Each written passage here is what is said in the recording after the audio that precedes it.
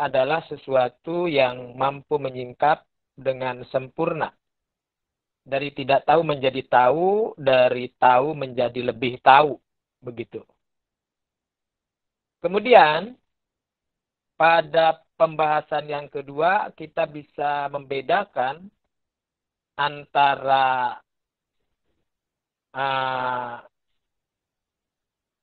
apakah segala sesuatu yang ditemukan itu adalah bisa dikatakan ilmu. Dan apa bedanya ilmu dengan pengetahuan? Dalam bahasa sederhana, kalau hanya sekedar kenal, maka itulah yang disebut dengan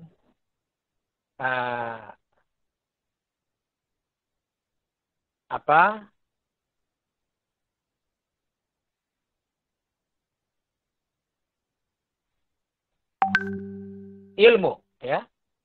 Jadi kalau hanya untuk bisa mengenal, itulah ilmu. Tapi belum bisa menjadi sebuah pengetahuan yang komprehensif. Karena itu dibedakan dalam bahasa Arab antara ilmu dengan ma'rifah. Kenal dan tahu itu beda. Apakah Anda tahu saya? Belum tentu Anda tahu saya secara keseluruhan. Tapi kalau ditanya apakah Anda kenal saya? Tentu Anda sudah mulai mengenal saya. Tapi mengetahui saya seperti apa kan belum tahu. Sama halnya seperti saya mengenal Anda. Saya baru kenal, tapi belum tahu Anda. Nah, ini beda antara pengenalan dengan pengetahuan. Jadi tahu dengan kenal itu beda. Nah, dalam dunia falsafah ilmu, karena itu dibedakan antara apa artinya science dan satu lagi apa? Nah, oleh karena itu saudara-saudara, yang ketiga,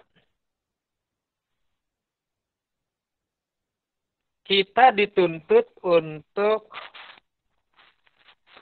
lebih mampu berpikir komprehensif, berpikir kritis, berpikir sistematik.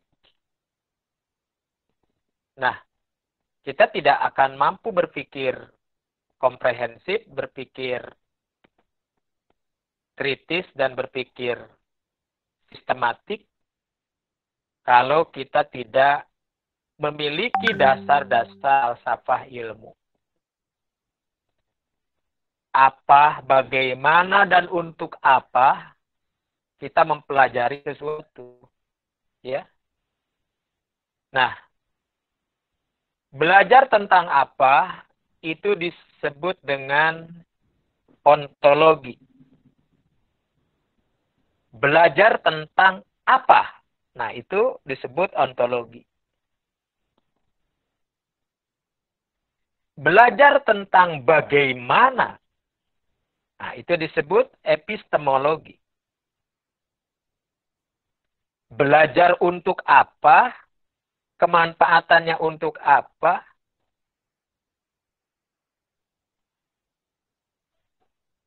Itu belajar tentang aksiologi. Maka dikatakan bangunan organisasi filsafat ilmu dibangun di atas 3 unsur tadi. 3 pendekatan tadi. Pendekatan apa, bagaimana, dan untuk apa. Pendekatan apa disebut ontologi. Pendekatan bagaimana itu disebut epistemologi. Dan pendekatan untuk apa itu disebut epistemologi. Nah, disebut aksiologi. Jadi ada ontologi, ada epistemologi, ada aksiologi. Seorang mahasiswa berpikir, berucap, bertutur, bukan hanya berucap dan bertutur. Tetapi memiliki rancangan omongan, apa yang dibicarakan, bagaimana cara membicarakannya, dan untuk apa? Apa yang saya bicarakan. Nah itu. Maka seringkali disebut berpikir filosofis. Ya, berpikir filosofis. Anda sebagai mahasiswa hukum ekonomi syariah, maka Anda akan bertanya, apa itu hukum ekonomi syariah? Nah, itu ontologi. Bagaimana cara Anda mempelajari hukum ekonomi syariah? Metode apa yang dipelajari? Metode siapa yang dipelajari, yang dijadikan rujukan? Pandangan siapa yang lebih didominankan? Nah, dengan berbagai teori-teori, metode-metode yang muncul dalam hukum ekonomi syariah, Anda tengah mempelajari tentang epistemologi. Epistemologinya Ibnu Khaldun dalam hal ekonomi. Epistemologinya Renal Kasali dalam percaturan ekonomi nasional. Epistemologinya Didik Rahbini sebagai pakar ekonomi kampus dan lain sebagainya. Nah, itu. Tapi berujung pada untuk apa? Untuk apa? Nah, untuk apa ini menjadi penting. Kita belajar hukum ekonomi syariah untuk apa? Kan gitu. Apa memang untuk mendirikan sebuah bank dan kita menjadi pelakunya? Atau kita ini menjadi tenaga penyuluh, tenaga konsultan yang orang bertanya tentang suatu hukum ekonomi? Lalu kenapa dibedakan antara hukum ekonomi syariah dengan ekonomi syariah itu sendiri?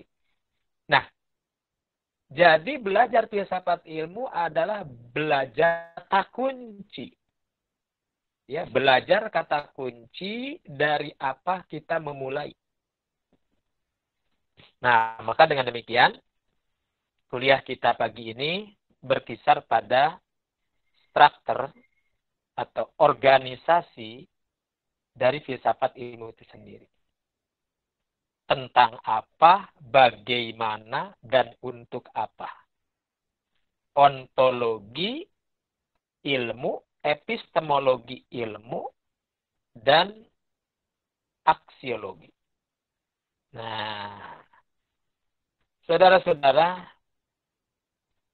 maka semakin dirasakan bahwa kita belajar filsafat ilmu itu dalam rangka apa? Dalam rangka lebih menertibkan cara berpikir, lebih mengkritisi kembali cara berpikir kita tentang sesuatu. Jadi kita sudah sepakat dari awal menghindar, menjauh dari perdebatan tentang sejauh mana pro kontra antara kaum filosof dengan kaum agama. Nah, jadi kalau itu bicaranya ideologi. Memposisikan filsafat sebagai ideologi kebenaran, nah, berujung pada kesesatan.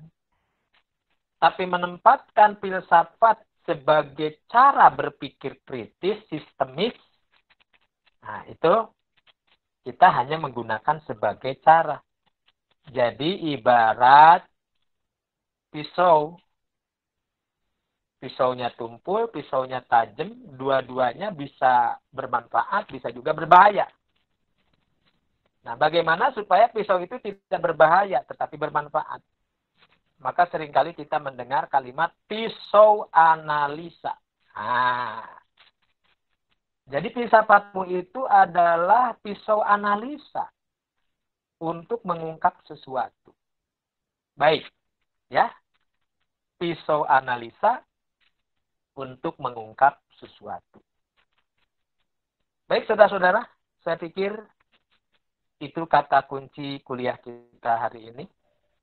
Bagaimana kita menjadikan filsafat ilmu sebagai pisau analisa dengan merunut pada struktur cara berpikir tentang apa, bagaimana, dan untuk apa. Ontologi, epistemologi, dan aksiologi. Kemudian, karena kita ini punya misi, agar cara berpikir kita ini tidak lepas begitu saja tanpa bimbingan wahyu, maka wahyu Allah Rabbuna Tabaraka wa Ta'ala selalu mengawal, mengaping jalan pikiran kita. Nah, jalan pikiran kita akan selalu terkawal dengan wahyu. Karena tetap bagi kita, puncak kebenaran itu pada wahyu. Bukan dari hasil pikiran kita sendiri. Karenanya, kita harus memahami kebenaran dalam berbagai perspektifnya. Kebenaran dalam berbagai perspektifnya, satu, ada yang disebut dengan kebenaran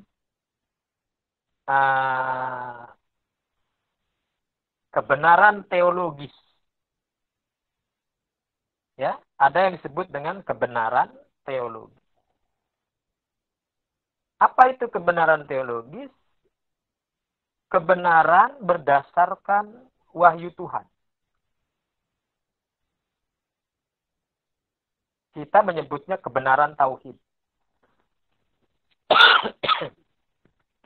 Yang lain menyebutnya dengan kebenaran teologis.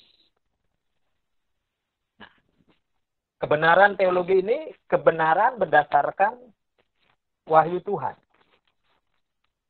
Kalau kata wahyu benar berarti benar, kalau kata wahyu salah berarti salah.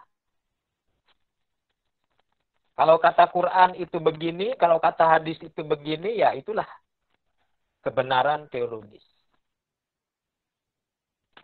Yang kedua ada yang disebut dengan kebenaran filosofis. Nah itu.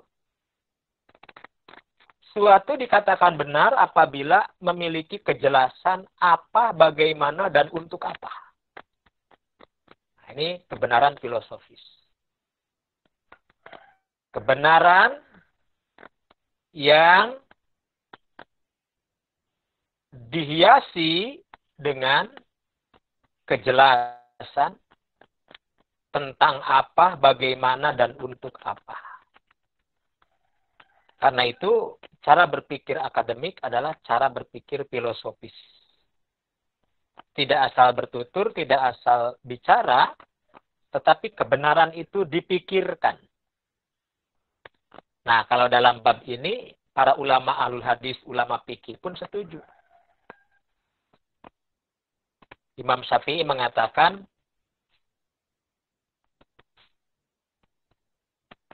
man aroda an yatakallama fal yufakir. Man aroda an yatakallama fal yufakir. Siapa yang ingin bicara, hendaklah pembicaraan itu dipikir dulu. Nah, ini berpikir filosofis ya. Dipikir dulu. Cuma bedanya kita dengan orang lain, berpikir kita tetap dikawal oleh wahyu. Begitu.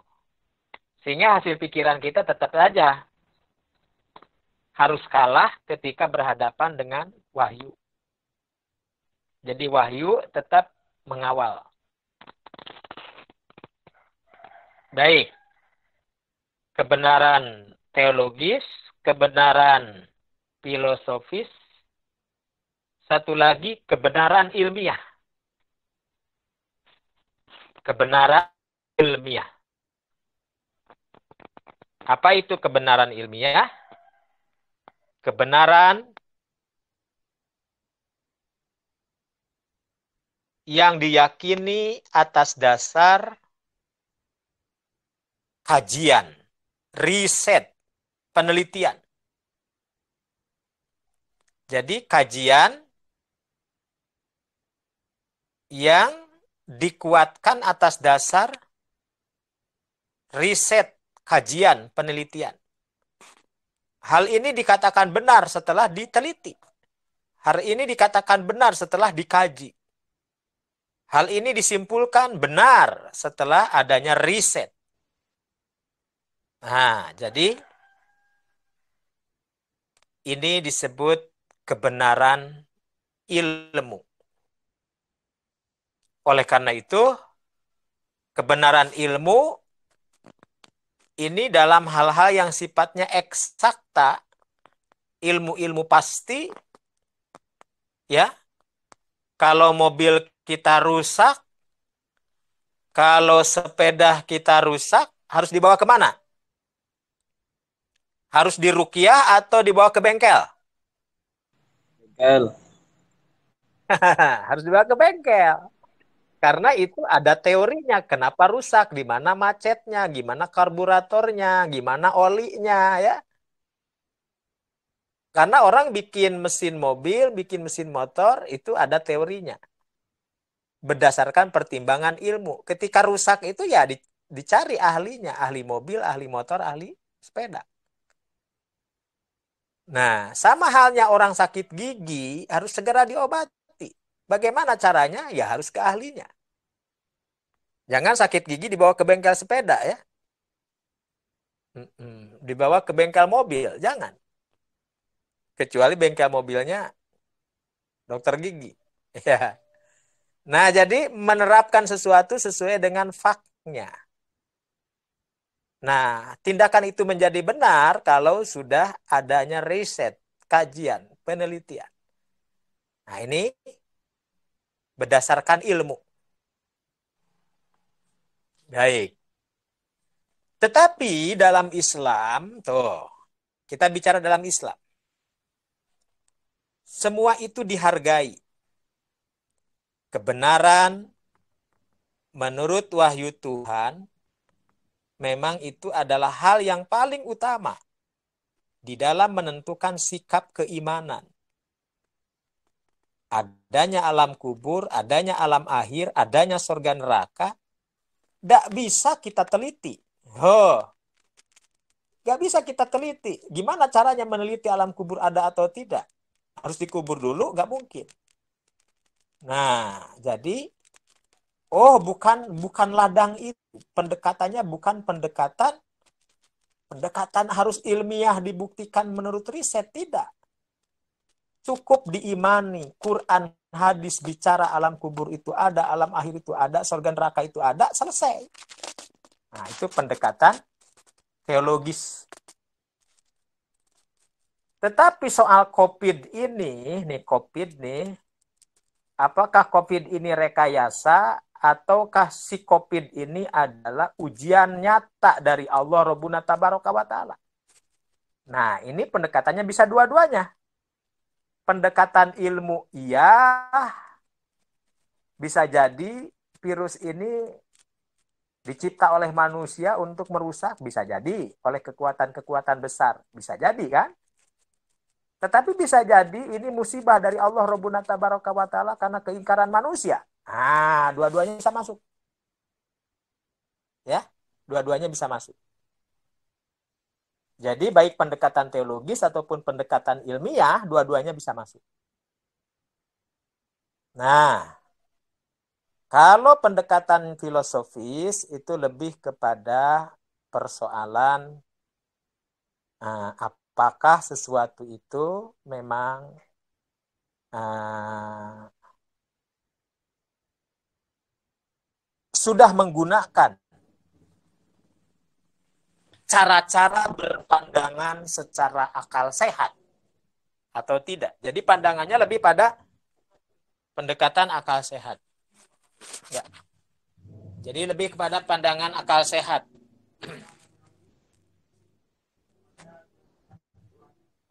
Ya, oleh karena itu saudara-saudara, kuliah kita hari ini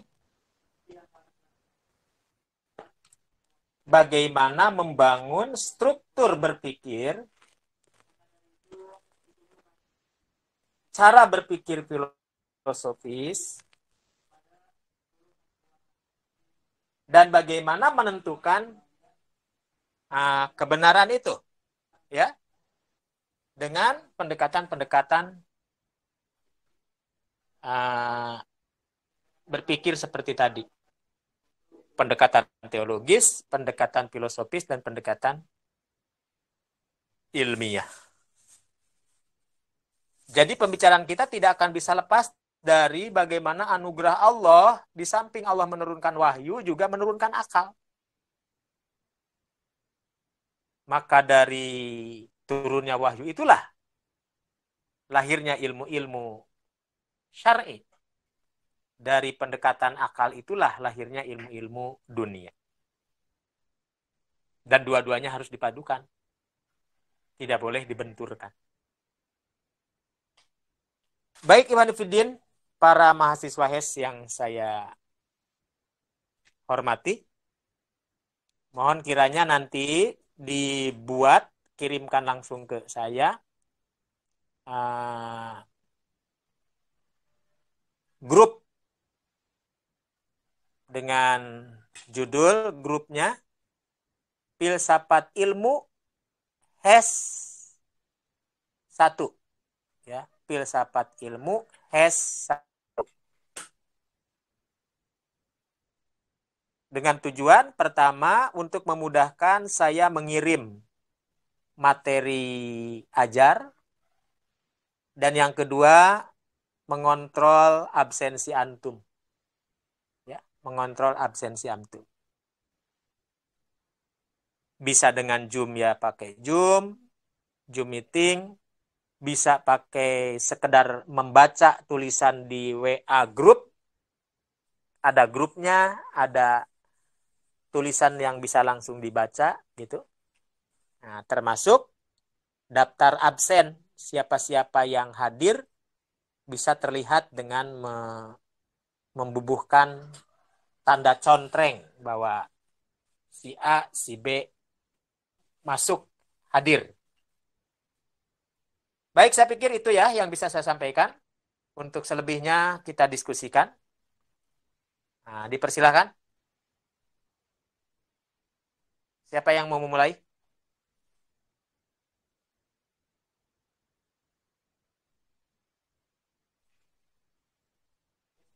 Ustaz, Saya Ustaz. Ustaz, Ya. harf Ustaz. Harf. Ya. Ustaz, Ustaz tahu harf nggak?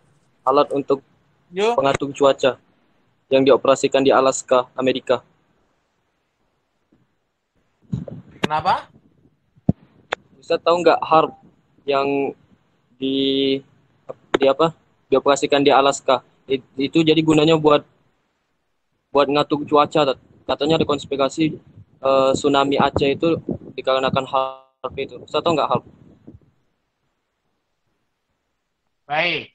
Pertanyaannya apa? Nah, pertanyaan saya, kalau memang Hubungannya kayak ilmu. bencana alam, tsunami, kemudian angin topan, bencana-bencana alam lah, itu adalah tentara Allah.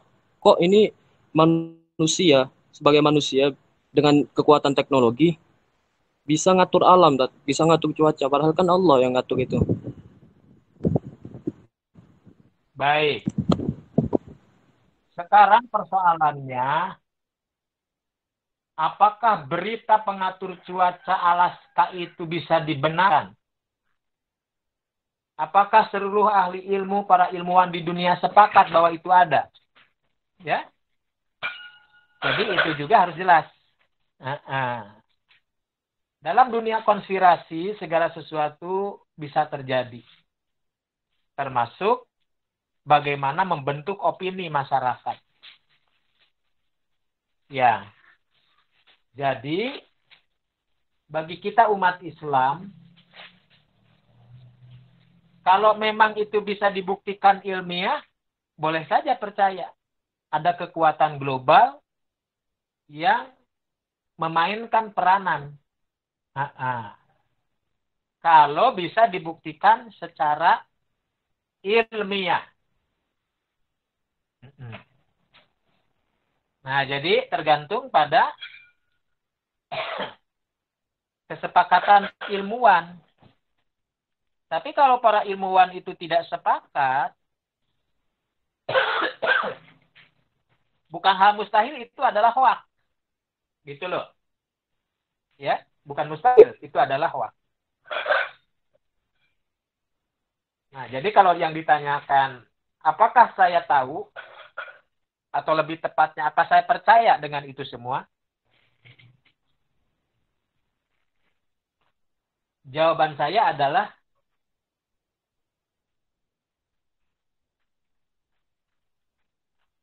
teori konspirasi seringkali tidak bisa dibuktikan secara ilmiah. Ya, teori konspirasi lebih kepada menduga-duga. Tapi kalau konspirasi itu ada, iya.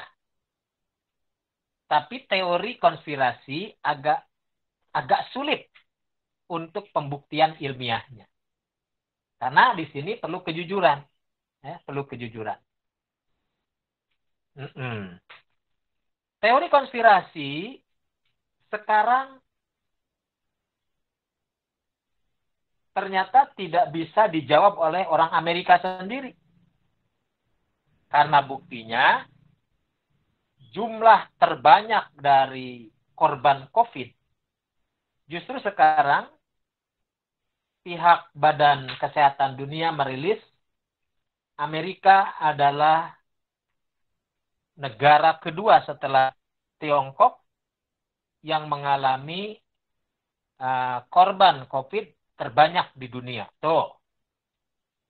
Kalau memang ini konspirasi Amerika, mengapa korbannya juga banyak dari kalangan mereka?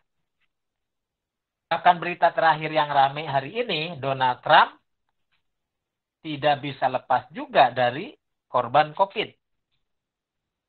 Apa Donald Trump kurang dokter ahli pribadinya, dokter istananya?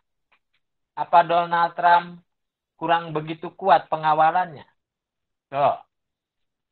Jadi seringkali teori konspirasi sulit dibuktikan secara ilmiah. Bisa jadi dugaan, tapi tidak mustahil bahwa itu adalah sebuah kebenaran. Tentang berita kebocoran rencana Wuhan, Tiongkok, untuk membinasakan umat manusia dengan virusnya. Lalu pertentangan Tiongkok dengan Amerika tentang perang virus. Itu semua hal-hal yang wajar terjadi di dunia modern, dunia maju seperti ini. Tetapi ketika yang jadi korbannya juga termasuk mereka sendiri, maka teori ini menjadi gugur. Ya, menjadi gugur. Karena mereka tidak bisa menyelamatkan dari teori yang mereka bikin. Oh, jangan-jangan ini konspirasinya termasuk konspirasi yang hanya penggiringan media. Begitu. Hanya penggiringan media. Atau penggiringan opini. Nah, bagi umat Islam,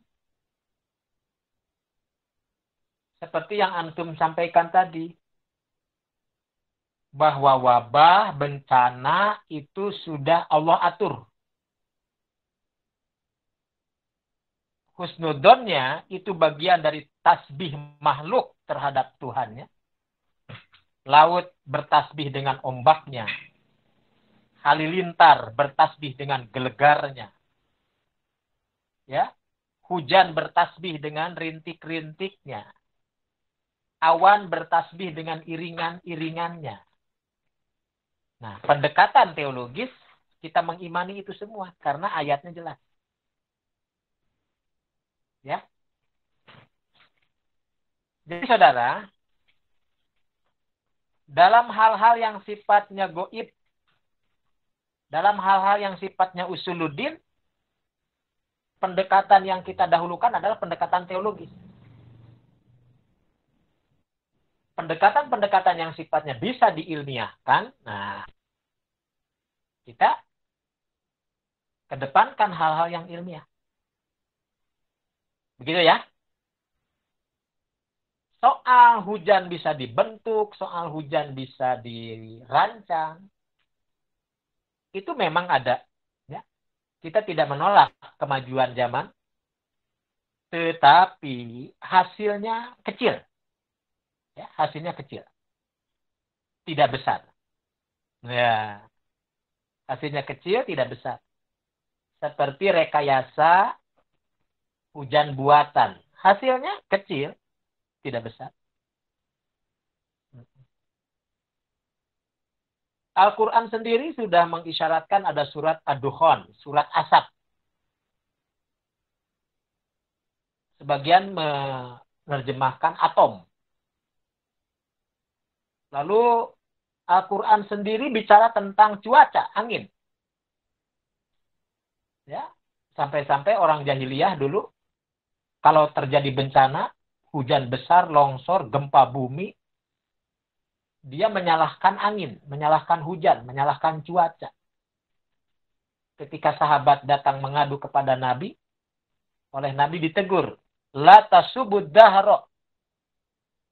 Kalian jangan suka mencaci maki cuaca, angin, ya, iklim. Tetapi yang harus kalian lakukan adalah bagaimana mengingat Allah Rabbuna Tabaraka wa Ta'ala. Nah, jadi sekali lagi saudara, pendekatan ilmu, ketika ilmu itu dipertuhankan, memang jadinya seperti itu. Nah, itu perspektif barat. Ya. Ketika ilmu menjadi segala-gala di atas segalanya. Tapi kalau dalam pandangan Islam, tidak begitu.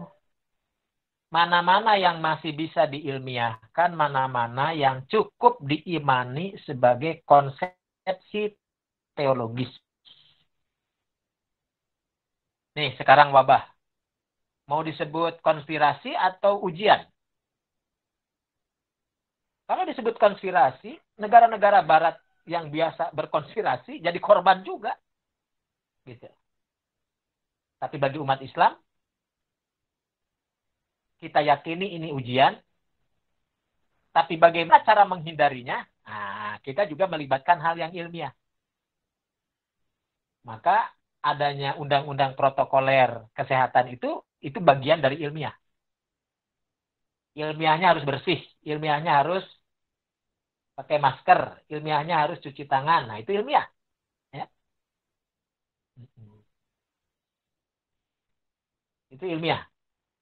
Tapi secara umum, wabah ini ya dari Allah. Yang bisa menghentikan adalah Allah. Begitu. Tapi berupaya menghindari wabah, nah, itu juga bisa dilakukan secara ilmiah. Seperti tadi. Baik. Bisa dipahami, Ahi?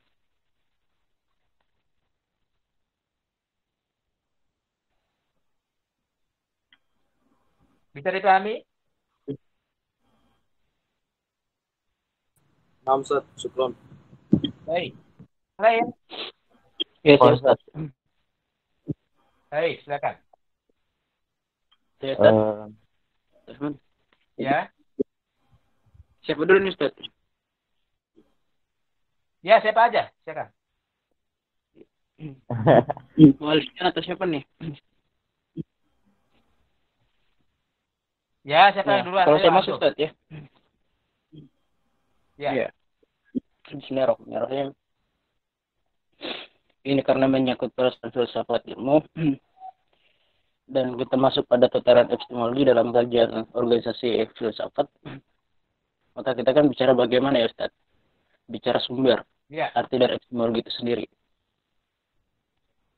Yang kemudian yang saya artikan, konklusikan dari perkataan Ustaz yang tadi sampaikan, bahwa yang menjadi sumber ilmu dalam Islam itu adalah wahyu. Ya. Gitu ya Ustaz ya. Ya. Kemudian saya menanyakan, apakah selain dari itu tidak ada lagi, selain misalkan dalam dunia sains barat, ada yang namanya rasionalisme, empiris, sama positivisme ya Ustaz. Nah, apakah semuanya itu diabaikan? Nah, kalau masuk dalam filsafat, bukan filsafat ya, versi Nasruddin Syarif misalkan, dia mengkolaborasikan dari semua itu. Artinya bahwa tapi yang menjadikan dalam hierarki, menjadikan sebagai hierarki dalam pengambilan atau sumber dari ilmu itu adalah ilmu wahyu. Yang kemudian klasifikasi yang dari balik mereka dimasukkan kemudian. Kalau dalam filsafat Islam juga di dalam konsep teologisnya bahwa penemuan sumber ilmu itu berasal dari ilham, intuisi. Ilham ya. Kalau dalam versi sufisme ya. Gitu. Nah, ini yang kemudian saya tanyakan sama Ustaz, apakah selain dari itu versi Ustaz, apakah yang dari klasifikasi yang saya barusan ditolak atau bagaimana? Harus rujuk kepada wahyu doang kayak gitu Ustaz. Nah, itu satunya Ustaz. Baik. Yang kedua Ustaz. Yang kedua lagi Ustaz. Yang kedua versi masalah metafisikal dan fisikal.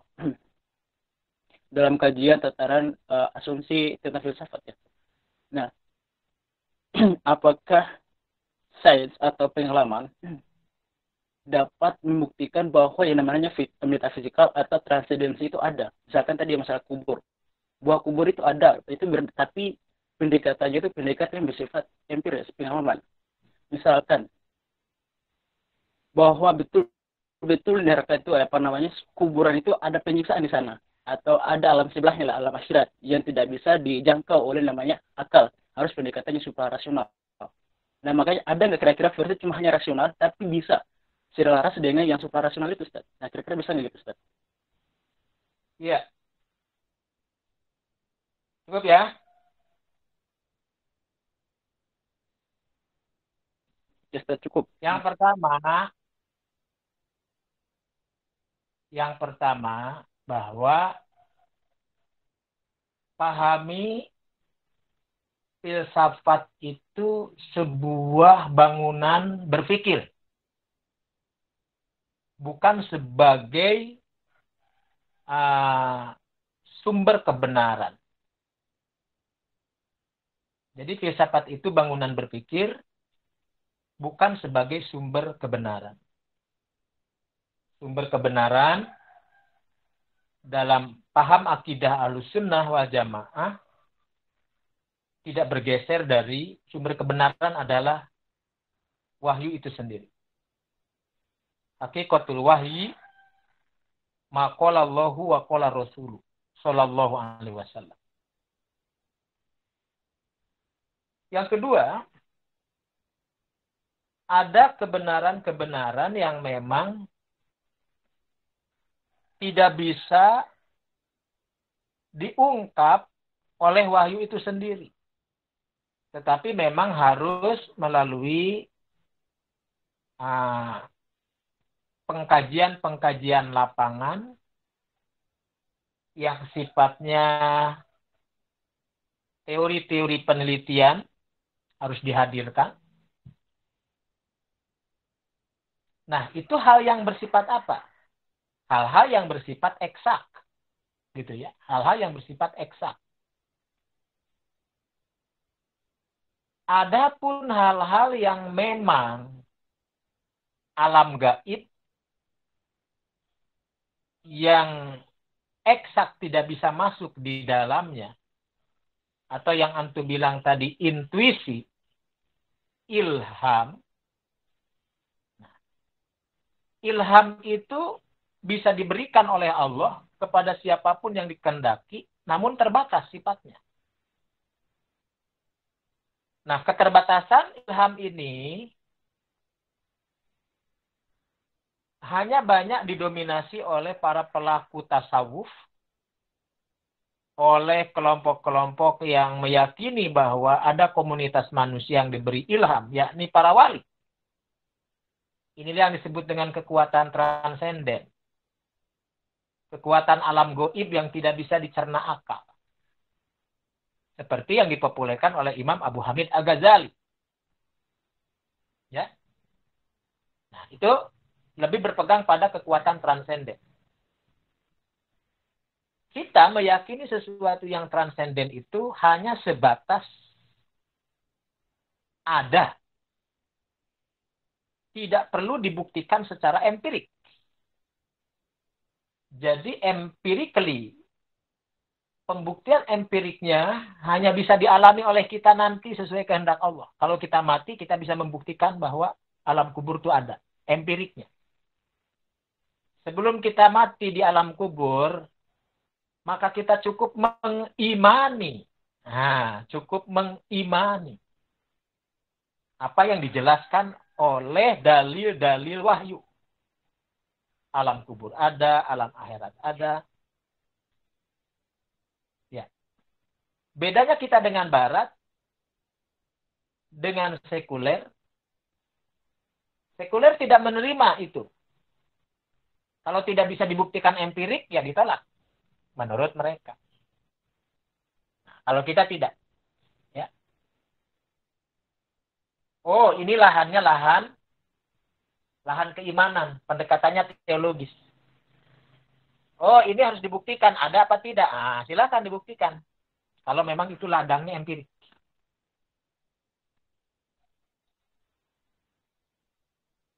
Nah,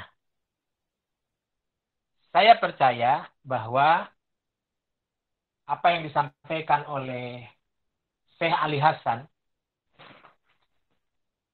dalam kitabnya Masadirul Istidlal fil Masailil I'tiqad. Rujukan sumber kebenaran terhadap masalah-masalah akidah. Itu ada 3, kata beliau. Yang pertama, wahyu. Quran hadis itu sumber kebenaran. Yang kedua, al-aqlus salim. Akal yang selamat. Jadi akal pun dilibatkan dalam agama. Tapi akal yang mana yang bisa menyimpulkan sebuah kesimpulan agama? Akal yang rusak tidak bisa menyimpulkan agama dengan benar. Akal yang sudah dikotori tidak bisa menyimpulkan ajaran agama dengan benar. Tapi akal yang selamat. Kita lebih mengenal akal sehat. Ya. Tapi para ulama menyebutnya akal selamat. Al-aqlus salim. Apa itu akal selamat? Akal yang mau tunduk pada wahyu. Tuh, jadi tetap akal yang mau tunduk pada wahyu. Akal yang tidak mau tunduk pada wahyu, ya tidak selamat. Nah, yang ketiga adalah fitrah. Jadi fitrah. Manusia itu diberikan fitrah oleh Allah. Hakikatnya sudah bisa membedakan mana baik, mana buruk. Mana bagus, mana jelek. Jadi tidak diajarkan pun manusia akan menilai. Si A bagus, si A jelek. Si A buruk, si A bagus banget. Nah, itu fitrah. Bahwa manusia diciptakan Allah bisa membedakan mana baik, mana buruk. Itu sudah fitrah. Nah, puncaknya fitrah adalah tauhid. Nah, puncaknya fitrah adalah tauhid. Oleh karena itu, berbagai upaya para ulama Islam untuk bisa meyakinkan bahwa akal manusia itu sebenarnya anugerah Allah. Akal manusia itu sebenarnya merdeka dari Allah. Tapi akal merdeka yang dari Allah itu bisa tersesat, bisa liar, ya, kalau tidak dibimbing wahyu. Ya, kalau tidak dibimbing wahyu. Nah, saya pikir demikian. Jadi untuk menguji. Bisa masukkan lagi, Ustaz. Ya. Jadi kan soal bicara persoalan ini bukan persoalan yang komprehensif ya, Ustaz. Artinya bicara keseluruhan. Baik persoalan total agama ataupun persoalan sains. Yang kemudian kalau bicara ilmu kan bicara seluruhnya, Ustaz, ya. Yang kemudian menjadikan sebagai sumber atau misalkan sumber ilmu pengetahuan. Nah, yang kemudian menjadikan bukan persoalan tentang masalah ke yang tadi transendensi itu, persoalan keagamaan, ketuhanan dan semacam itu, persoalan teologisnya. Kalau bicara dalam konsep teologis mungkin bicara doktrinis ya, bicara dogma.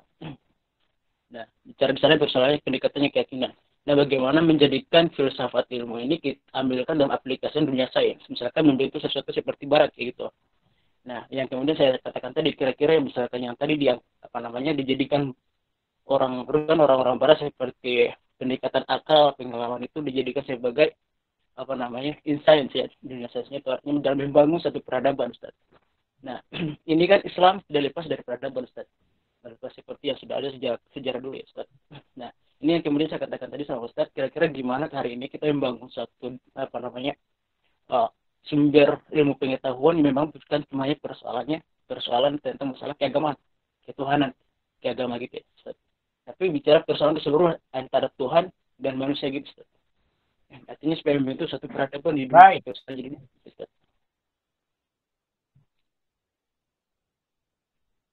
Jadi begini, Islam tidak pernah membedakan mana timur, mana barat. Islam tidak pernah membedakan mana timur, mana barat. Timur adalah milik Islam, barat pun adalah milik Islam. Laisal birro antuwallu wujuhakum. Bahwa kebaikan itu tidak terletak pada timur baratnya, tetapi kebaikan itu, kebenaran itu bisa terlahir dari mana saja. Makanya kenapa Allah yarham Pak Natsir, salah satu keunggulan cara berpikir dia adalah al-indimaj baina tsaqafatain. Bagaimana dia bisa mensenyawakan antara dua peradaban yang berbeda. Dia tidak mempertentangkan timur barat, tetapi dia mampu mensenyawakan Islam di timur dan di barat. Maka masa keemasan Islam sepanjang sejarah itu adalah bagaimana bersatunya wahyu dengan akal dibangun, baik di timur ataupun di barat. Maka lahirnya kemegahan ilmu pengetahuan di Baghdad sebagai wakil timur, dan lahirnya kebesaran sains di Eropa keemasan Islam di Andalus, itu merupakan kemenangan bagaimana berpadunya wahyu dengan akal. Jadi sama sekali tidak dipertentangkan antara akal dengan wahyu. Cuma tadi hanya dipetakan. Ada hal-hal yang bersifat doktriner, dogma. Nah, itu yang bersifat teologis. Tapi hal-hal yang sifatnya ilmiah, selama akal diberikan kebebasan untuk berpikir dan menembus produk-produk kemajuan zaman, ya itu tidak dibendung, ya, tidak dibendung. Makanya ini menjadi perhatian para ilmuwan Islam dengan dibentuknya sebuah lembaga Islamisasi ilmu pengetahuan yang ditokohi oleh Profesor Dr. Ismail Raji Al-Faruqi. Ya. Jadi Profesor Dr. Ismail Raji Al-Faruqi, beliau memimpin lembaga ini yang didirikan di Amerika Serikat yang menghimpun hampir seluruh para akademisi muslim dari seluruh pelosok dunia. Ya. Antum bisa lihat bukunya, tulisan Dr. Muhammad Imaroh tentang metode karakteristik Islami. Ya. Atau persoalan metodologi Islami. yang ditulis oleh Dr. Abu Hamid Abu Sulaiman. Dr. Abu Hamid Abu Sulaiman dari Kuala Lumpur yang mewakili Triple IT dunia. Nah, ini dalam rangka itu tadi menjawab bahwa Islam tidak mengkotak-kotakan antara wahyu dengan akal. Jembatannya adalah perlu dilakukan apa yang disebut dengan Islamisasi sains. Ya, nanti ada pembahasan khusus tentang Islamisasi sains. Islamisasi ilmu pengetahuan, ya. Nah, jadi pada pertemuan ketiga ini kita membangun dulu kerangka awalnya bahwa bangunan ilmu pengetahuan, bangunan cara berpikir itu tidak bisa lepas dari tadi itu. Tentang apa, bagaimana, dan untuk apa. Iya. Pendekatan ontologis, pendekatan epistemologis, dan pendekatan aksiologis. Nah, dengan kebenaran yang sudah dipetakan. Ya. Kebenaran teologis, kebenaran filosofis, dan kebenaran ilmiah. Adapun akal itu sendiri sebagai sumber kebenaran, iya. Tapi akal yang mana? Nah, jadi ada sumber di atas segala sumber. Nah, sumber di atas segala sumber itulah wahyu. Makanya Al-Quran tidak pernah disebut kitab sains, ingat. Walau Al-Quran bicara sejarah, Al-Quran bukan buku sejarah. Walau Al-Quran bicara ilmu pengetahuan, bukan berarti Al-Quran buku sains. Al-Quran bicara soal sosial, politik, bukan berarti Quran itu buku politik. Para ulama tetap saja menyebut Al-Quran itu Al-Qur'anu huwa kitabul hidayah. Quran itu buku petunjuk. Nah, jadi lebih tepatnya sumber di atas segala sumber. Ya. Jadi sumber di atas segala sumber. Jadi sama sekali tidak menolak pendekatan akal dengan beragam turunannya, tidak. Ya. Cuma bagi Islam ada sumber di atas segala sumber. Apa? Yaitu Al-Quranul Karim. Baik, Ikhwan Fillah azakumullah. Ini pernah menjadi daya tarik di negeri ini sampai-sampai Profesor Dr. B.J. Habibie ketika jadi Menristek di zaman Pak Harto menggelar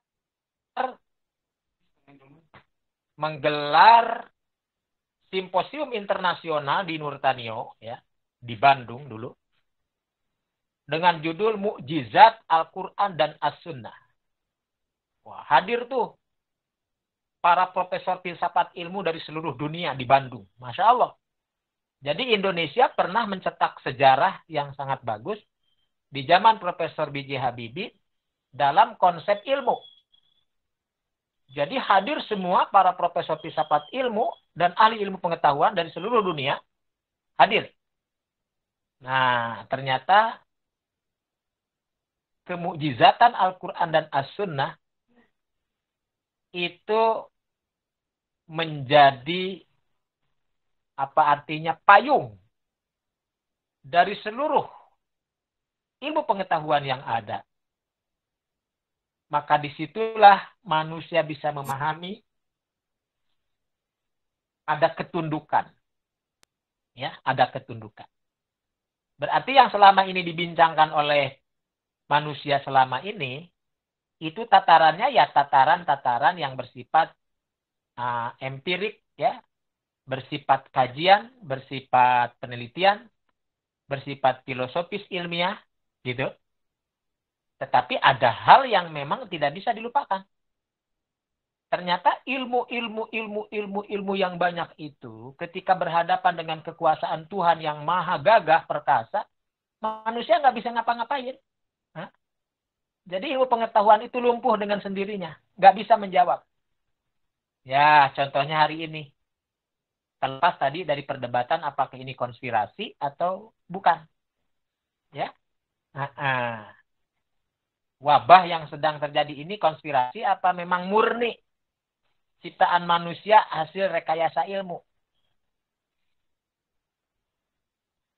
Kalau pendekatannya hanya ilmu, manusia udah salah, udah nggak bisa ngapa-ngapain, ya, nggak bisa membendung ini semua. Tapi ada kekuatan transenden. Nah tadi kekuatan transenden. Ada kekuatan transenden yang orang lain tidak punya. Yakni mempercayai adanya zat yang maha gaib. Dengan cara apa? Ya, dengan cara-cara tertentu yang diajarkan oleh Islam itu sendiri. Yakni berdoa. Ya. Nah, orang lain tidak punya itu. Kalaupun ada dipaksakan berdoa, berdoa untuk siapa? Begitu. Orang Tuhannya saja masih muskilah.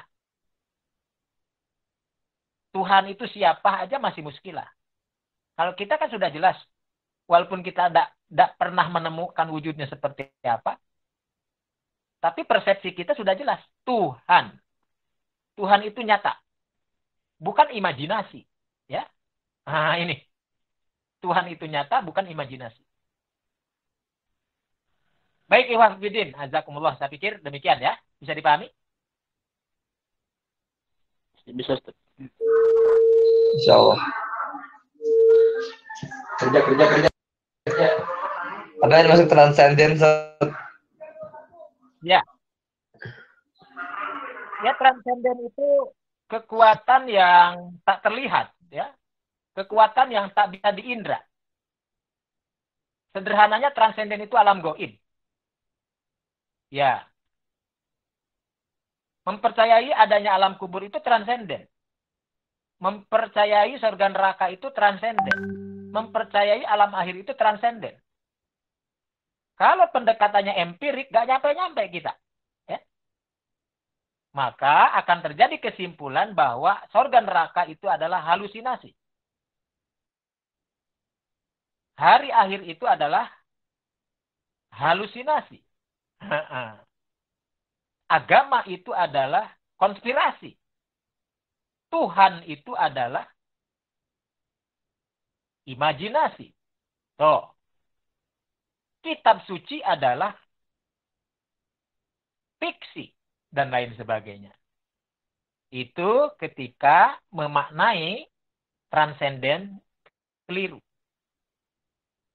Maka dalam bahasa ulama, menentukan kebenaran berdasarkan transenden yang tidak dikawal wahyu, maka berujung pada kesesatan. Oleh karena itu, kesesatan akal melahirkan cara pandang akal yang kebablasan, maka lahirlah rasionalisme. Cara merasa, menduga-duga yang keliru tanpa batasan wahyu, seperti yang dilakukan banyak kalangan tasawuf yang menggunakan intuisi sebagai sumber kebenaran, dan intuisi yang keliru yang tidak dibimbing wahyu, maka melahirkan subuhat. Ya. Melahirkan apa? Subuhat. Subuhat berpikir yang disebut dengan ada istilahnya satohat. Ya. Jadi satohat itu keterpelesetan. Nah memang, sekali lagi saya katakan, filsafat ilmu tergantung. Satu, siapa yang mengajarkan filsafat ilmu? Kedua, merujuk pada rujukan apa dia mengajarkan filsafat ilmu? Ketika filsafat ilmu diajarkan oleh orang yang tidak memahami bagaimana pro kontra filsafat, di kalangan muhaddisun, fuqaha, dan para filosof itu sendiri. Nah, maka cara seseorang memahami kebenaran, sumber kebenaran, itu bisa berbeda. Ya. Nah, oleh karena itu, kenapa saya sangat menganjurkan kepada antum semua, bicara filsafat ilmu, bicara mengapa suatu disiplin ilmu itu ada. Dengan beragam disiplin ilmu yang muncul di dunia ini. Namun, satu hal yang tidak boleh lupa bahwa di atas upaya kita menuntut ilmu, mencari kebenaran suatu ilmu, ada zat yang maha benar, yakni Allah Rabbuna Tabaraka wa Ta'ala, yang memang layak dibenarkan. Dan bukan lagi pada persoalan-persoalan yang sifatnya doniat, ya, satwa sangka, praduga. Nah, ini yang seringkali diungkapkan oleh ulama-ulama usuluddin, adamul khawdi fil masailil i'tiqadiyah alatil aqlu la mahlalaha. Seseorang tidak dibenarkan di dalam urusan-urusan i'tiqad yang akal tidak mampu menjangkaunya. Begitu. Nah, kembali kepada kebutuhan kita, mengapa kita juga mengkaji filsafat ilmu? Ya, pertama, ya karena kita menyibukkan diri dalam dunia ilmu pengetahuan, di mana setiap ilmu pengetahuan yang dipelajari tentu punya latar belakangnya. Nah, latar belakang itulah yang kita telusuri. Yang kita telusuri. Kenapa harus ada ekonomi Islam? Kenapa harus ada hukum ekonomi Islam? Kan memang sudah ada jurusan sebelumnya. Jurusan ekonomi sudah ada. Ekonomi saja. Kan ekonomi, jurusan hukum ekonomi, ya sudah ada. Ya. Kenapa harus ada Islamnya? Nah, ini. Karena terkait dengan ada praktek-praktek yang di dalamnya berhubungan dengan moral transaksi, ya, tuh. Sehingga para ahli perlu memunculkan ada hukum ekonomi syariah atau hukum ekonomi Islam dan lain sebagainya. Walaupun di awal-awal kan terjadi pertentangan, kenapa harus ada Islamnya? Nah, bukankah ilmu itu netral-netral saja? Nah, just dalam filsafat ilmu Islam, ilmu tidak netral. Nah, dalam pandangan orang lain, ilmu itu netral. Tidak membedakan kafir mukmin. Bagi kita tidak. Segala sesuatu ada takarannya. Nah, takarannya itu apa? Wahyu. Gitu. Jadi orang belajar itu untuk apa? Untuk lebih mengenal Tuhan. Mengapa transaksi ekonomi saja harus bermoral? Karena hakikatnya kita tidak sedang memperkaya diri sendiri, tetapi bagaimana kita menebar keberkahan itu sendiri. Tidak mungkin keberkahan itu turun pada manusia yang bertransaksi, kecuali diturunkan oleh zat yang maha berkah. Tuh. Jadi kaitannya tetap saja ke Tuhan-Tuhan juga. Nah, itu bedanya. Berarti falsafah ilmu kita beda, gitu kan. Nah, karena itu, silakan antum rujuk buku-buku yang bukan hanya sekedar filsafat ilmu yang ditulis oleh para penulis umum, ya, katakan tulisan barat ataupun terjemahnya, tetapi juga harus membaca buku-buku yang ditulis oleh para ulama kita terkait dengan falsafat ilmu itu sendiri. Nanti di grup saya tulis beberapa rujukan yang perlu antum tulis, perlu antum baca, ya. Sebagai kesamaan, keseragaman dalam menyamakan persepsi kita terhadap materi kuliah yang sedang kita pelajari. Oleh karena itu sekali lagi saya minta nanti ada grupnya. Grup WA dengan judul Filsafat Ilmu HES 1. Filsafat ilmu H1 ya. Nanti saya kirimkan beberapa tulisan untuk bisa dipertimbangkan sebagai rujukan bacaan di samping buku-buku yang ditentukan. Ya, gitu ya.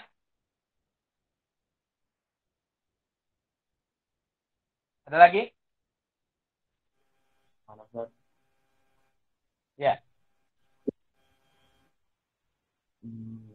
Saya bertanya, Ustaz, dengan apa yang belum dapat saya pahami. Halo? Intinya, Ustaz, kedengeran? Ya, Ustaz. Ya, Kedengeran? silakan. Begini, Ustaz, saya bertanya. Intinya pertanyaan ini masih dalam lingkup wabah COVID-19 ini. Nah, ini kan. Sebelumnya, saya mengulang kembali dengan apa yang pernah Ustaz sampaikan, bahwasanya kita akal bertentangan dengan wahyu, berarti yang mengalah itu akal. Kemudian yang kedua, tadi Ustaz juga mengatakan bahwasanya protokol kesehatan di pandemi COVID-19 ini itu termasuk kebenaran ilmiah.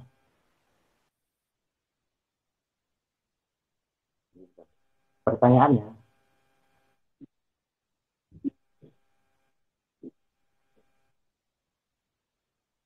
Iya. apakah tidak bertentangan dengan hadis Rasulullah SAW apa yang pernah atau diterapkan oleh protokol kesehatan, yaitu berkaitan dengan dilaksanakannya sholat di masjid tapi harus berjarak 1 meter. Di dalam hadis Rasulullah kan sebelum imam memulai takbir, terlebih dahulu imam menyampaikan Sauhu fakum fa inna tasbihatuhu min tamamis shalah.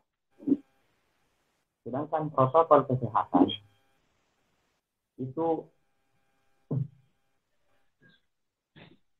memerintahkan bahwasanya ketika melaksanakan sholat di masjid harus berjarak 1 meter.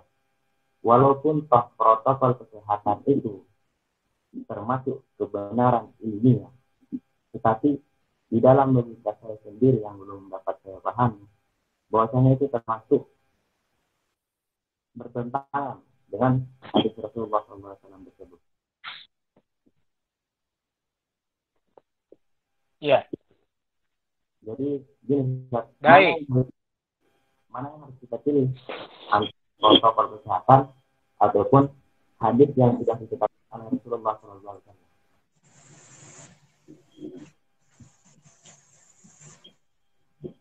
Baik, cukup?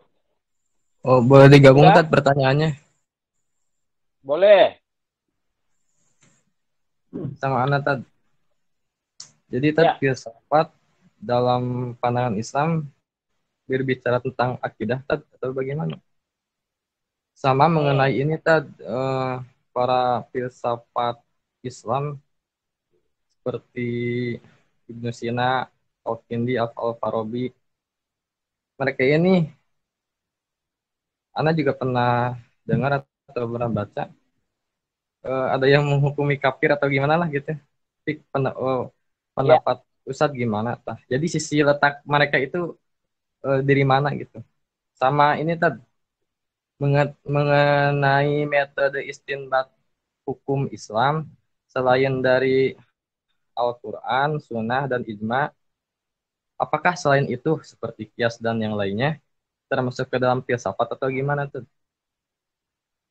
Baik. Cukup ya? Ya. Oke. Jadi kita bersyukur pada Allah Subhanahu wa taala. Di samping kita juga prihatin atas musibah yang menimpa COVID-19, tapi kita banyak mengambil hikmah ketika kita melihatnya dari sisi ilmu. Artinya antum juga bertanya tentang hal ini. Di satu sisi, ketika akal atau produk akal atau sesuatu yang dinyatakan ilmiah itu betul-betul pandangan yang benar dari sisi ilmu, tapi pada akhirnya harus berhadapan dengan wahyu yang menyebutkan al-aslu fi sholatil jamaah, yakni tarassu sufufakum. Ya. Asal dalam sholat berjamaah itu merapatkan saf. Tetapi di balik rapatnya saf ada sesuatu yang dimungkinkan ada bahaya di situ. Nah, di sini kita tidak bisa mengedepankan perasaan. Masa iya orang sholat kok bawa virus, kan begitu. Masa iya orang masuk masjid Allah kotor, padahal sudah berwudu, niat karena Allah dan lain sebagainya. Nah, jadi saudara, itulah yang disebut dengan fikih, ya. Tarassu sufufakum itu hukum asal. Tapi kalau ada ilat yang membuat hal itu harus dilakukan, nah itu juga dihargai sebagai pendapat fikih. Saya termasuk yang tidak mengamalkan direnggangkan. Tapi saya harus menghormati pendapat sholat jamaah harus direnggangkan. Tapi saya sendiri tidak mempraktekkan itu. Tapi saya harus menghormati bahwa itu pendapat fikih. Apakah pendapat fikih itu serampangan? Tidak. Dia berlandaskan pada kaedah juga. Al-hukmu yaduru ma'al illat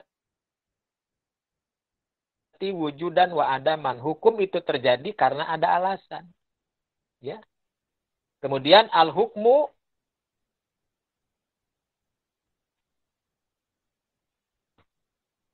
dan hukum itu manjilatad daruroh, menduduki posisi sesuai dengan kemadorotan. Kalau di situ ada kemadorotan yang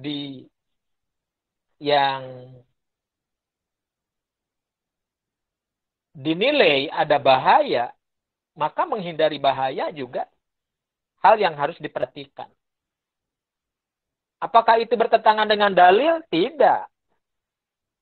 Karena ada dalil yang lain yang menyebutkan ya sama-sama wahyu. Walatulku biaidikum ila tahluka.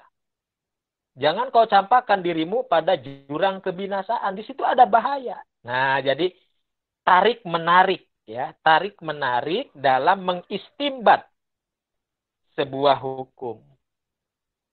Jadi kalau hukum asal sholat berjamaah itu memang dirapatkan.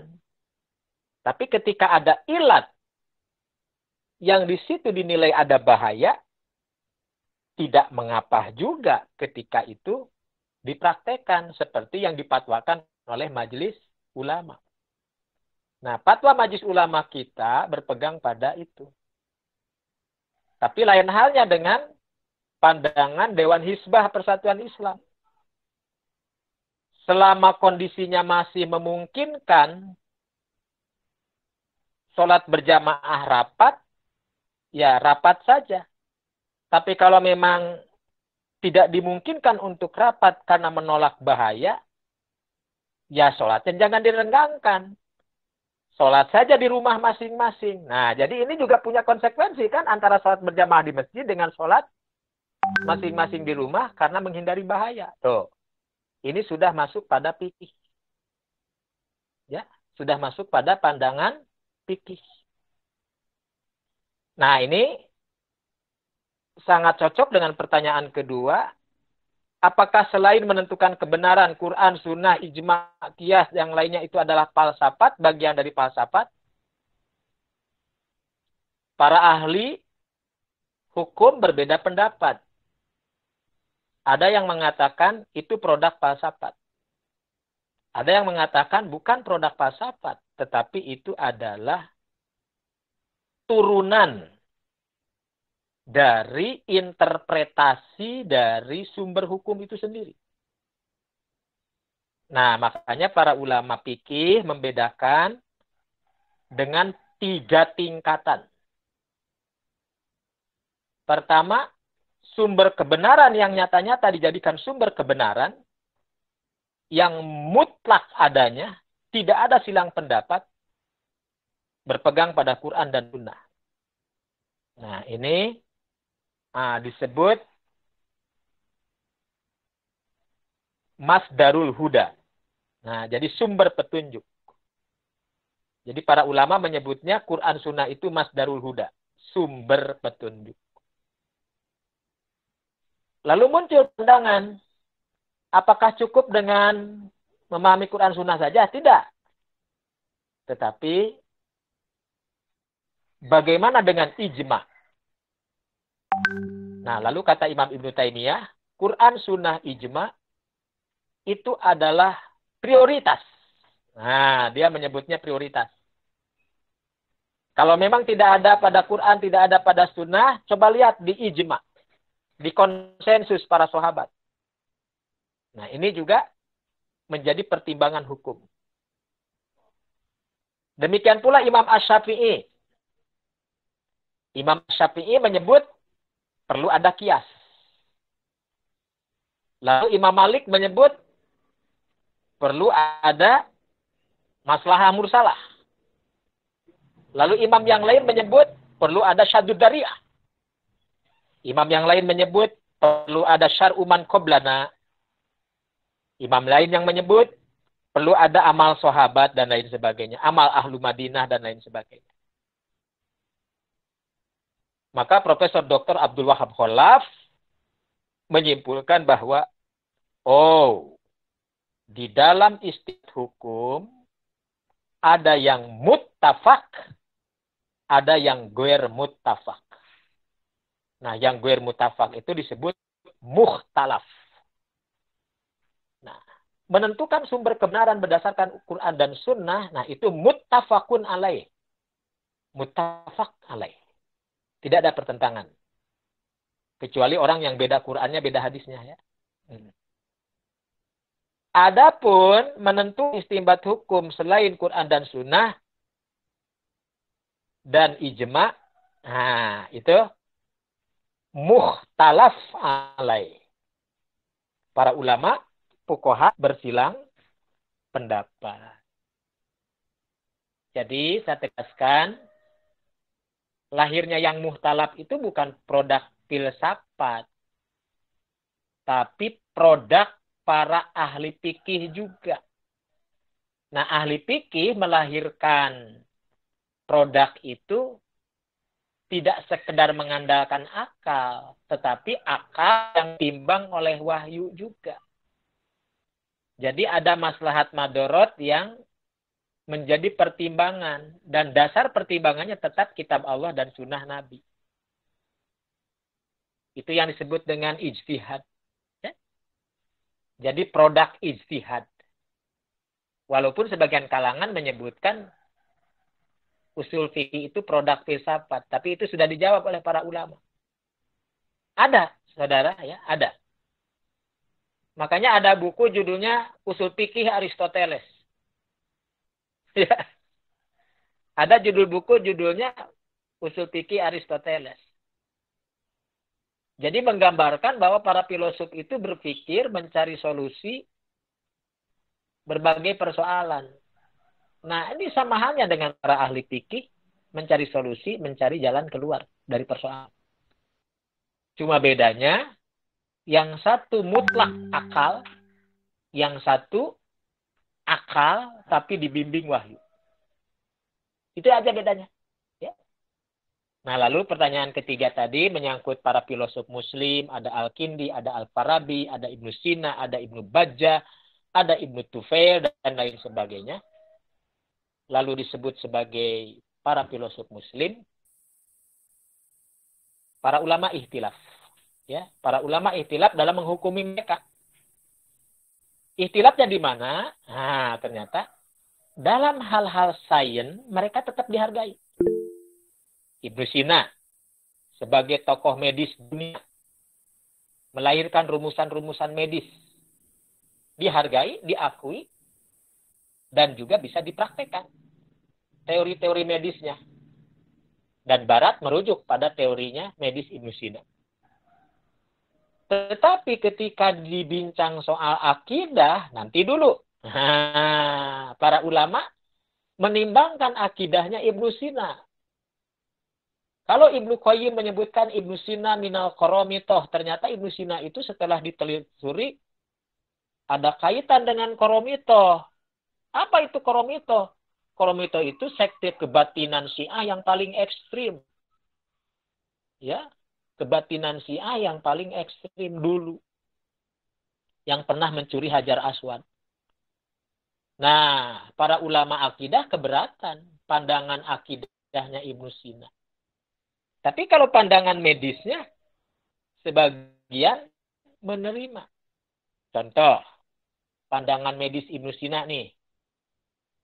Setiap kali ada wabah, yang harus dilakukan itu, kata Ibnu Sina, bagaimana menenangkan masyarakat. Karena ketenangan masyarakat itu adalah bagian terapi yang paling penting sebelum mengobatinya. Jadi percuma obat, percuma diobati dan lain sebagainya kalau masyarakatnya tidak tenang. Maka membuat ketenangan buat gaduh di masyarakat lebih diutamakan ketimbang mengerti. Nah, di zaman sekarang itu Masya Allah tidak bisa. Semua orang pegang HP, semua orang main medsos, semua orang men-share. Kadang-kadang yang belum dibaca pun langsung di-share gitu ya. Ya umat jadi gaduh begitu. Nah, umat jadi gaduh. Makin gaduh, makin gundah manusia. Tuh. Makin sulit diobati ini wabah. Nah, teorinya Ibnu Sina sedikit bikin dulu rasa tenang. Nah, kita bagaimana tenang tiap hari informasi jumlah korban makin banyak, makin puluhan ribu. Bagaimana bisa tenang? Diumumkan lagi. Wah, bagaimana bisa tenang? Ya, bisa dipahami ya. Nah, jadi memang betul terjadi pertentangan hebat ya dalam memetakan mereka. Iya. Jadi sebagai akademik Muslim, sebagai akademisi Muslim, kita harus jujur dengan kenyataan. Ya, harus jujur dengan kenyataan yang ada. Dalam hal-hal apa kita petakan dia sebagai tokoh yang tidak bisa kita ambil ilmunya. Nah, dalam hal-hal apa kita bisa mengambil dia dari penemuan ilmunya tanpa harus apa artinya menerima secara total pandangan-pandangannya. Nah, di sini sama halnya ketika kita ya seperti yang pernah saya sampaikan. Kita tidak tahu akidahnya Thomas Alva Edison itu apa. Begitu. Afwan Ustaz, waktunya. Ya, akhir hidupnya seperti apa. Tapi kita terima khas.